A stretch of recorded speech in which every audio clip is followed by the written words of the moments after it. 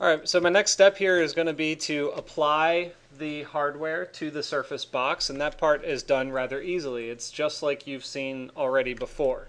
We have to grab the hardware that we want to use, and then so we have to grab the hardware that we want to use, and then we want to reference it in using the bounding box and box morph. So we can drop those in right now. It's under transform and morph. We're going to use box morph. And then under surface and primitive, we're going to use bounding box.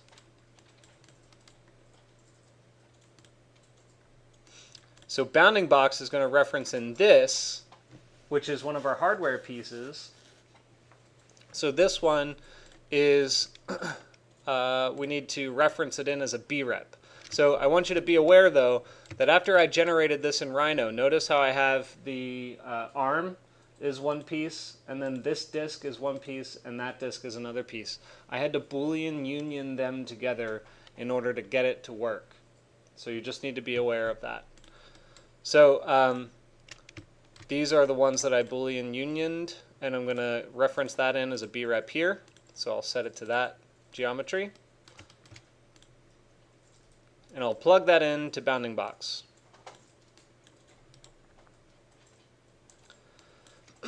So now bounding box is going to work rather simply with surface box here. We're going to use the brep is going to plug in as our geometry. The reference box is going to be our bounding box. And then the target box is going to be our surface box.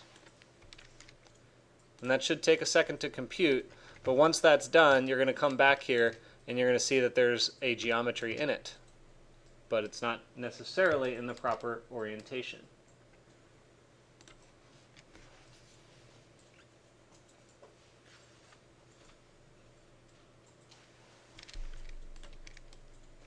Did I move my surface?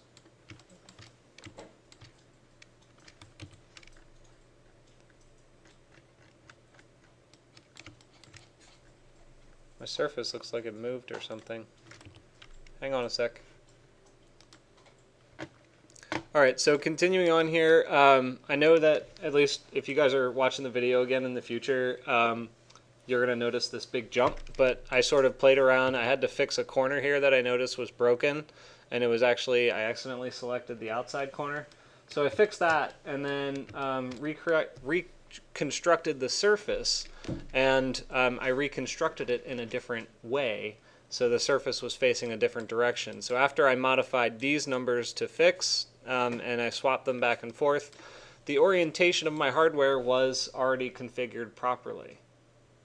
Now, what I'm going to do is mess it up so that you can understand, what the problem is in your particular situation if yours is not aligned. So you need to be aware that these boxes, right, the bounding box and the surface box, they have an origin. And just like the surface that I reconstructed in a different way, it has an orientation that can be changed and modified. So for instance, if you were to change the orientation plane of your bounding box, then it should, and I've actually never done it this way, I'm just guessing, but it should reorient the geometry that's in it. So I'm going to try it out real fast and see if it works this way.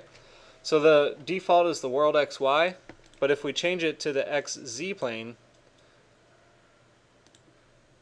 see how it rotated it around to face the other way? Likewise, if it's the YZ plane, it should rotate it in plane. There, see how it's going vertical?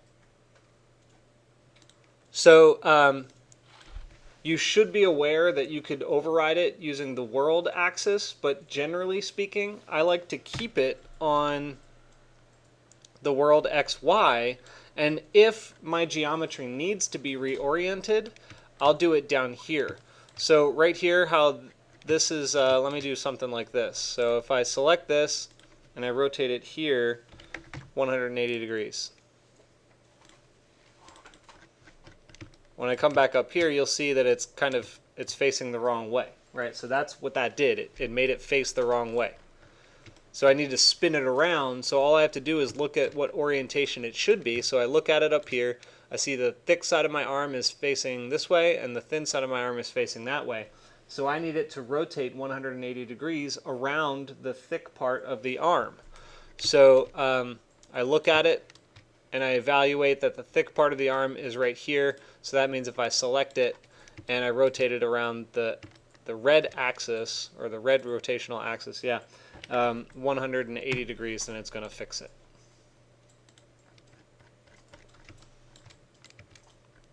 All right.